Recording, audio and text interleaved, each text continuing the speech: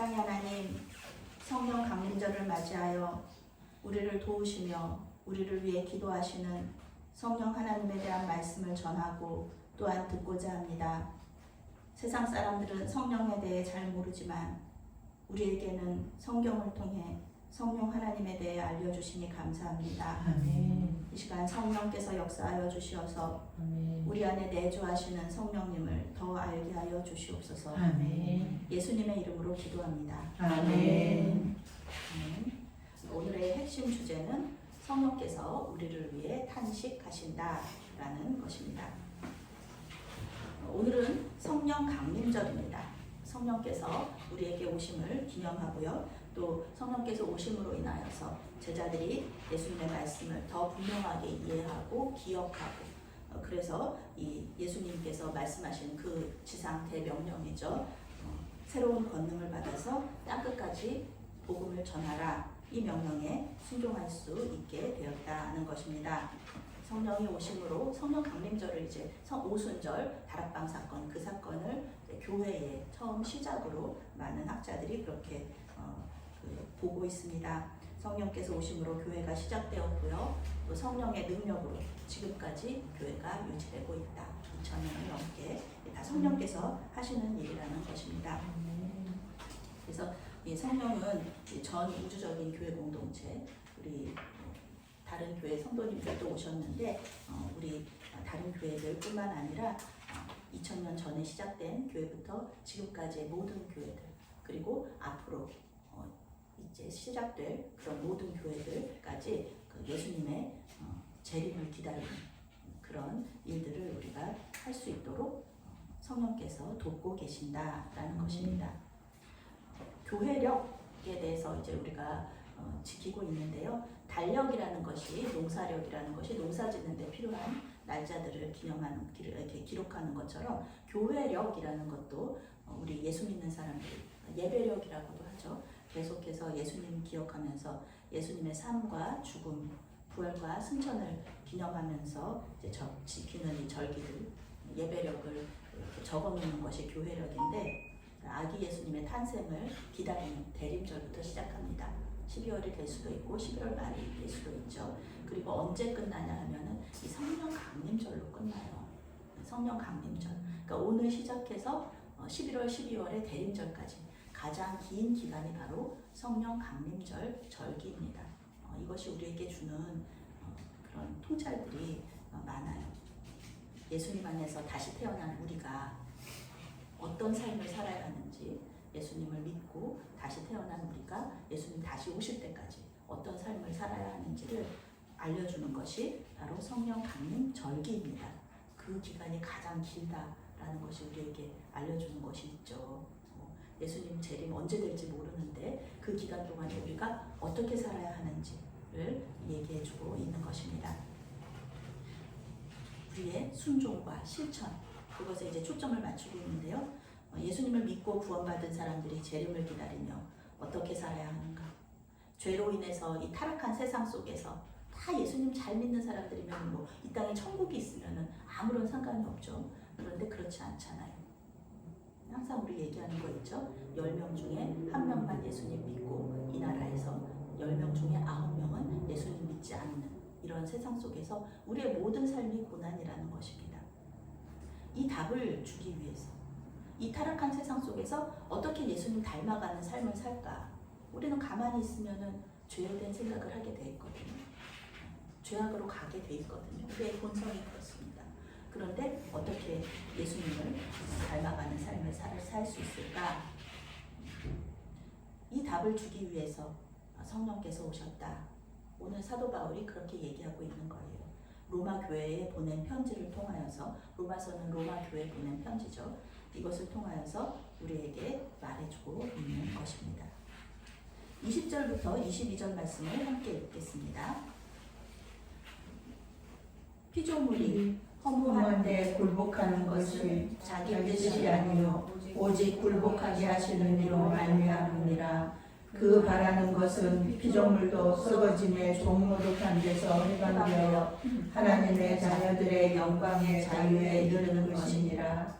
피조물이 다 이제까지 함께 탄식하며 함께 고통을 겪고 있는 것을 우리가 아느니라. 아멘.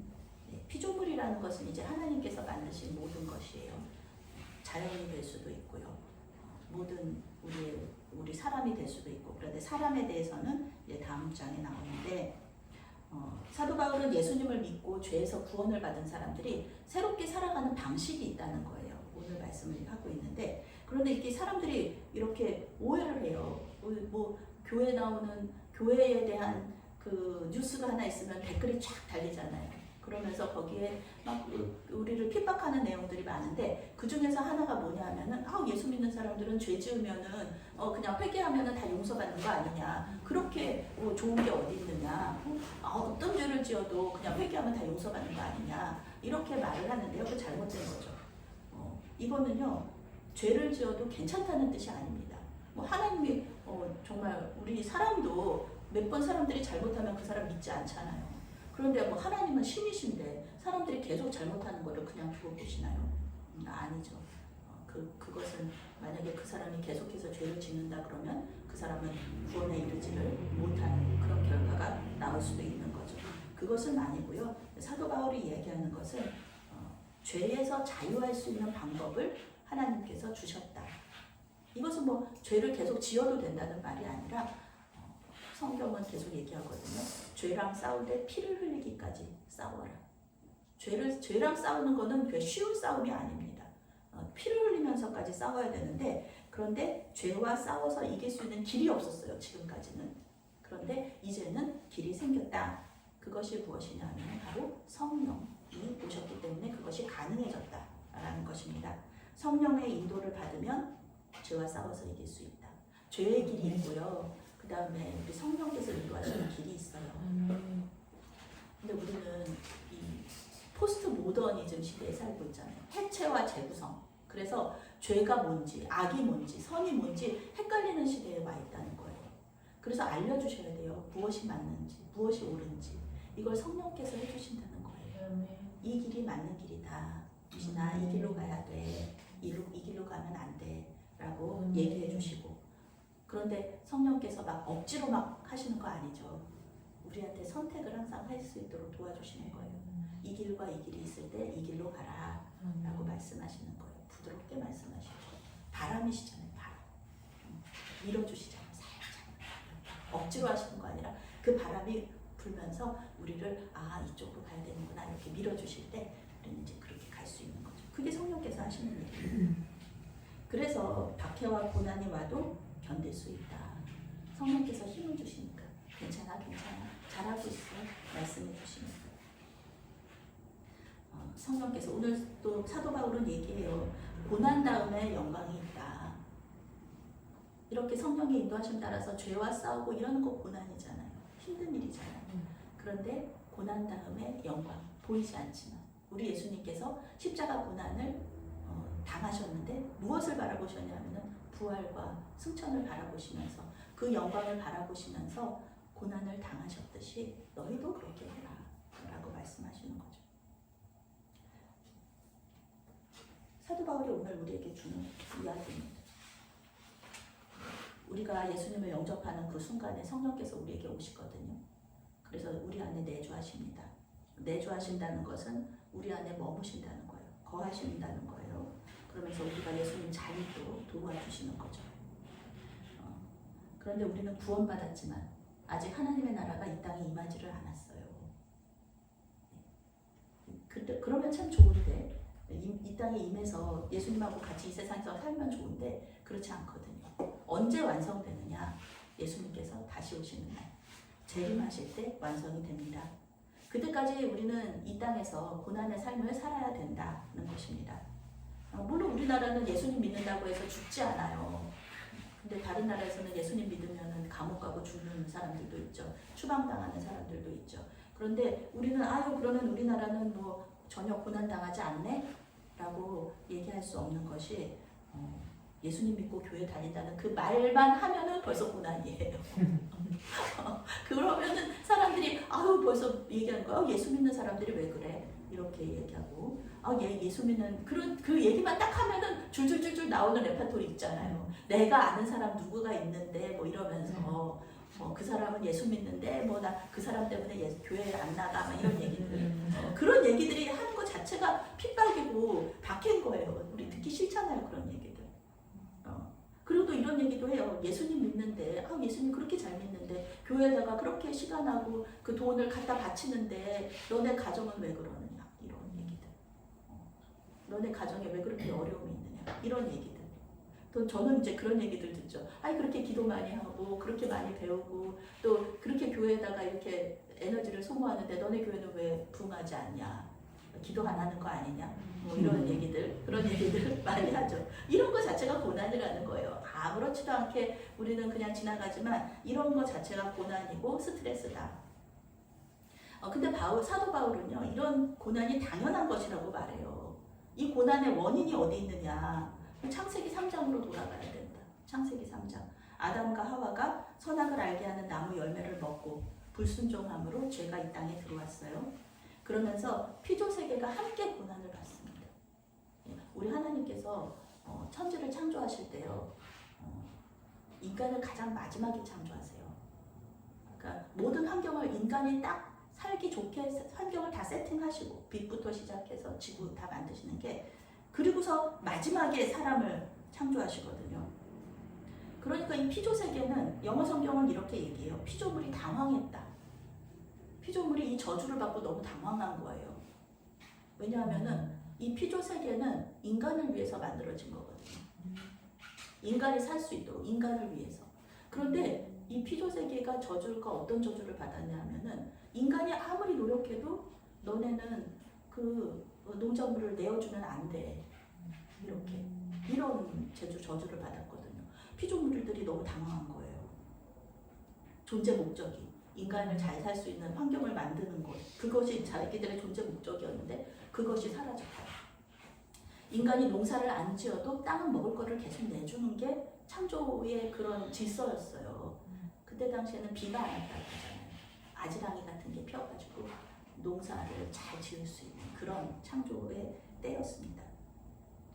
그리고 짐승들도 그래요. 짐승들도 그냥 우리 동물들하고 같이 행복하게 사는 것, 반려동물들하고 같이 사는 것처럼 그거예요. 그냥 동물들을 우리가 잡아먹고 그러는 세상 아니었어요. 그런데 지금은 어떤가요? 동물들이 사람을 죽이면 절대 안 되는 질서였거든요. 그런데 지금은 어때요? 자기들이 잡아먹히지 않으려고 사람을 죽여야 되고요. 사람을 다치게 해야 되고 그러는 세상이 왔습니다. 지진이나 쓰나미, 전염병, 바이러스 얘네들이 우리를 죽여야 되는 거예요. 원래 죽이도록 창조되지 않았거든요. 그러니까 얘네들이 당황하는 거예요. 피조세계가 당황하는 거예요. 거기다 또 정말 싫어하는 거 있죠. 이 자연들이 정말 싫어하는 거. 인간하고 같이 하나님을 예배하는 게 이 자연의 창조 질서예요. 그런데 우리 인간이 어떻게 하죠? 자연을 숭배하죠. 자연을 하나님처럼 예배해요. 너무너무 싫은 거예요. 달님한테 기도하고 나무한테 막 기도하고 이런 거 너무너무 싫은 거예요. 이 나무들이. 그래서 사람만 구원자이신 메시아를 기다리고 그리고 예수님의 재림을 기다리는 게 아닙니다. 오늘 성경은 피조세계도 하나님의 자녀들과 함께 이와 같은 저주에서 해방되기를 계속해서 소망했다. 이렇게 사도 바울이 이야기하고 있는 것입니다. 요한계시록 22장은요. 그 예수님의 재림과 함께 이 땅의 저주가 사라질 것이다. 이렇게 예언하고 있습니다. 예수님의 재림과 함께 고난받던 하나님의 자녀들이 영광을 얻게 되는 것처럼 자연 만물도 새롭게 되는 거예요. 그래서 함께 영광을 얻을 것이다. 사막에 백합화가 피고 사자와 같은 육식동물들이 양과 같은 그런 초식동물들과 함께 평화롭게 살게 될 것이다. 원래 창조 목적으로 돌아가서 자연과 인간이 화해하고 평화롭게 살게 될 것이다. 이렇게 성경이 이야기하고 있습니다. 그러니까 지금 막 사람들이 환경운동 하잖아요. 그러니까 하나님 없는 환경운동은 한계가 있다는 겁니다. 오늘 성경의 말씀에 따르면 계속 쓰레기 버리지 마라, 재활용품 사용해라, 일회용품 사용하지 말아라 이런 게 큰 의미가, 물론 이게 되게 자연에 도움이 되겠지만 큰 의미가 없다. 성경의 창조 질서를 생각하면 언제 자연은 이렇게 다시 새롭게 되느냐, 회복되느냐, 해방되느냐, 이거는 바로 그 예수님 재림이죠. 타락한 세상 속에서 자연은 계속해서 오염될 것이고요, 고난을 당할 것이다 라는 것입니다. 그런데 놀라운 얘기가 있어요. 여기서 탄식이라는 단어 나오잖아요. 탄식이라는 계속 나오는데, 이 타락한 세상 속에서 피조물이 탄식하고 고통하는데, 이 탄식이요, 낙심한 거, 절망한 탄식이 아니다. 여기서 말하는 탄식은요, 원어적인 의미로 그 산모가 아기 낳을 때 고통 겪는 그 탄식인 거예요. 그 고난, 그 깊은 한숨인 거예요. 그러니까 이 자연이 그냥 무의미하게 고통당하는 것이 아니다. 산모가 그 고통을 당할 때는 새로 태어날 아기를 기대하면서 고통당하는 거잖아요. 그런 것처럼 이 자연 질서도, 자연도, 피조물들도 뭔가를 기대하고 있어요. 그것이 무엇이냐면은 새로운 질서가 나타날 것을 소망하면서 신음하고 있는 것입니다. 그때는 하나님께서 이 소명을 주신 거예요. 그때는 정해져 있어요. 언제가 될지 모르지만 하나님만 아시지만, 마치 70년 후에 해방될 것을 기대하면서 바벨론에서 포로 생활을 했던 이스라엘 백성들처럼 그렇다는 거죠. 자연은 예수님의 재림과 함께 자신들의 고통도 끝날 것을 기대하고 있다. 그리고 그것을 확신하면서 그 영광의 때를 고대하고 있다는 것입니다. 그 영광을 생각하면서 이 피조 세계도 고난을 참고 있다. 너무너무 싫지만 그것을 지금 하고 있다는 것이죠. 그러면 피조 세계뿐만 아니라 이제 이 피조 세계, 우리도 피조물인데, 하나님의 피조물인데, 우리는 그러면 어떤 고난과 영광을 기대하고 있느냐? 23절부터 25절 말씀 함께 읽겠습니다. 그뿐 아니라 또한 우리 곧 성령의 처음 익은 열매를 받은 우리까지도 속으로 탄식하여 양자가 될 것 곧 우리 몸의 속량을 기다리느니라. 우리가 소망으로 구원을 얻었으며 보이는 소망이 소망이 아니니 보는 것을 누가 바라리요. 만일 우리가 보지 못하는 것을 바라면 참음으로 기다릴지니라. 아멘. 자연만이 아니라 예수님을 믿고 구원받은 우리도 탄식하면서 이제 예수님의 재림을 기다리고 있다. 이렇게 또 사도 바울이 우리에게 말해주고 있습니다. 우리가 장래의 영광을 기대하면서 지금 현재 고난을 이렇게 견딜 수 있는 이유는 성령께서 우리에게 오셔서 도와주시고 있기 때문이다라는 거죠. 기쁨을 주시고 소망을 주시기 때문이라는 것입니다. 성령이라는 선물 그 자체, 이것이 우리에게 구원을 보증하고 있습니다. 여기서 양자 될 것이라고 얘기하는데요. 탄식하면서 양자 서류는 됐어요. 그런데 양자되는 서류는 됐는데, 양자가 되면은 모든 이 상속권이 다 들어와야 되거든요. 유산이 다 들어와야 되거든요. 근데 아직까지 서류 정리만 된 거예요. 그리고 유산은 아직 들어오지 않았다. 그런데 이게 이 서류 정리되는 거, 이것이 바로 그 성령이라는 거죠. 제가 이제 지난주에 여름 정장을 한 벌 샀습니다. 바지 정장 요거 하나밖에 없어가지고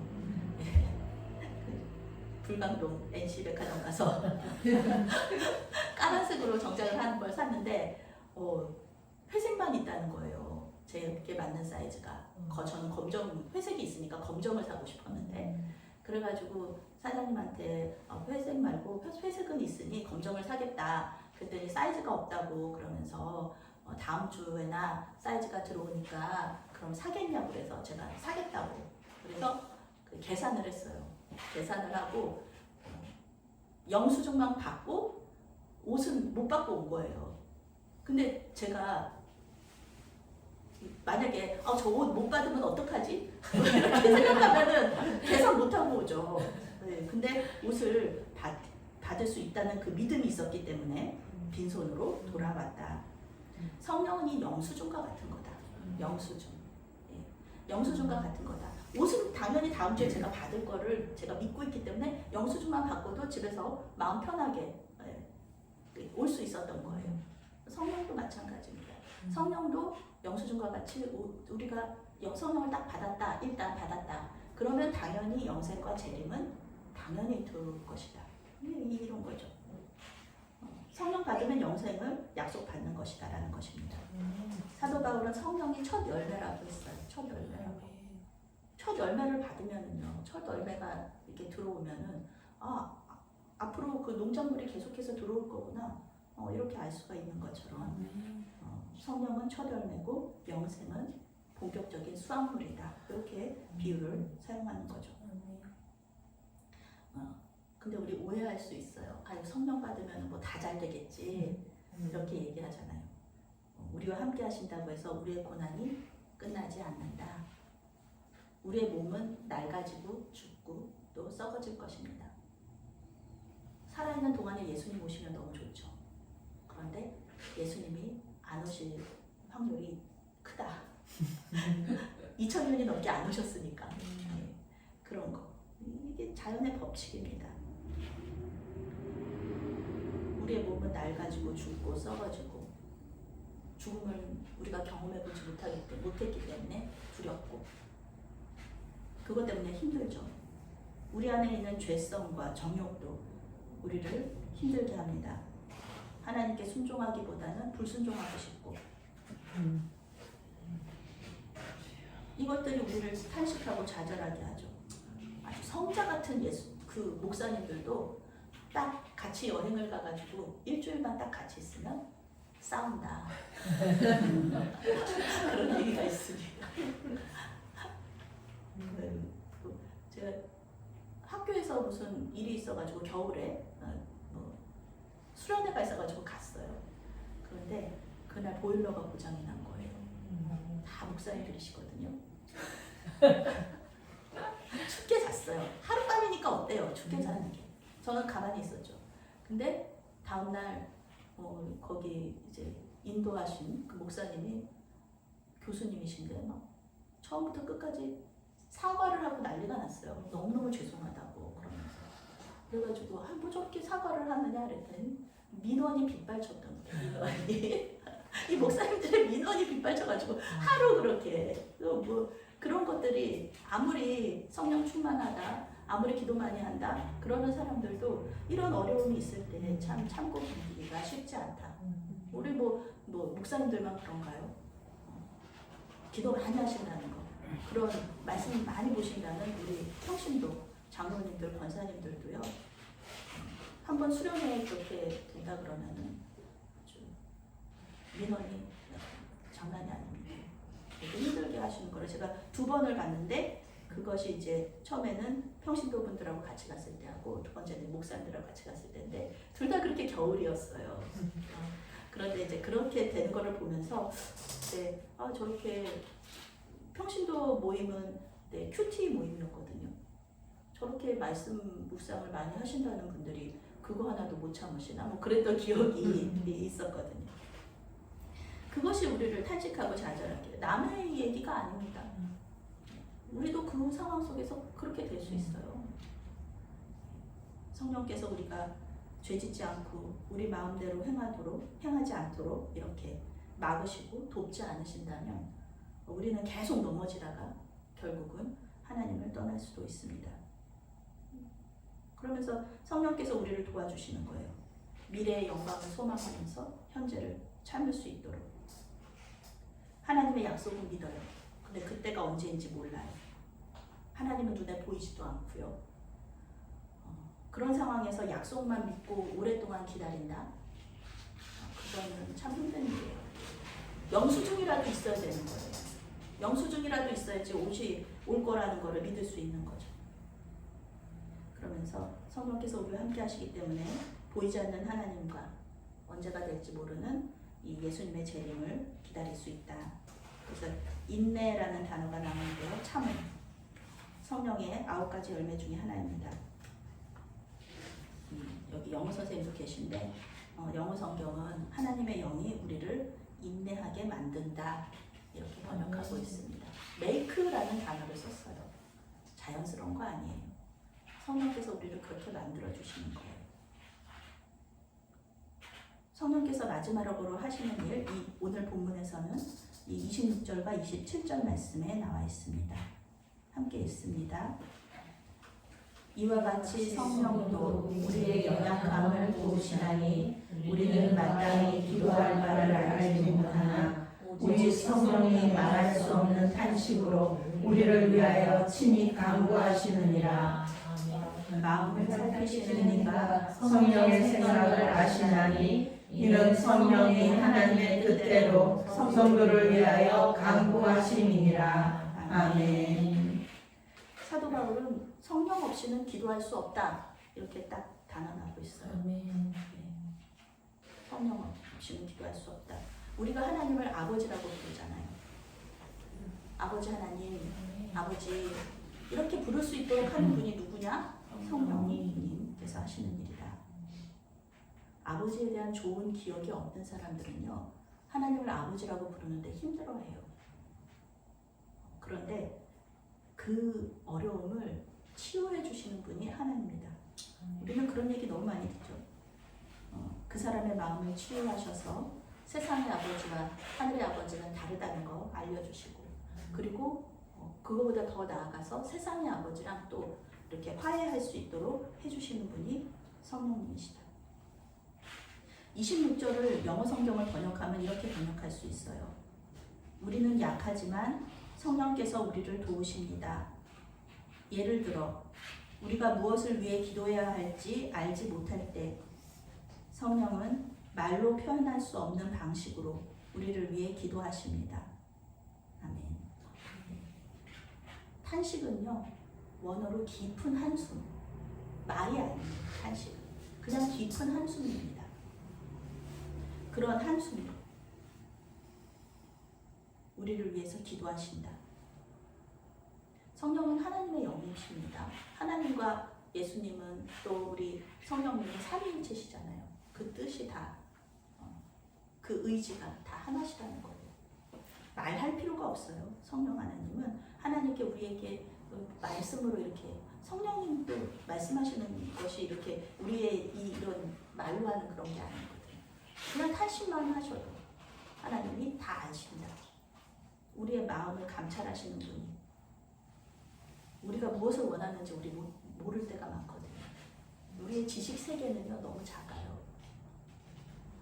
우리의 언어적인 표현도요 몰라요. 우리가 알고 있는 변수도 너무 작아요. 그래서 38년 된 중풍병자가 하나님 저희를 낫게 해주세요 이렇게 기도해야 되는데 그가 뭐라고 기도했는지 혹시 기억하시나요? 베데스다 못에 자신을 빠뜨려 달라고 그렇게 기도합니다. 예수님한테.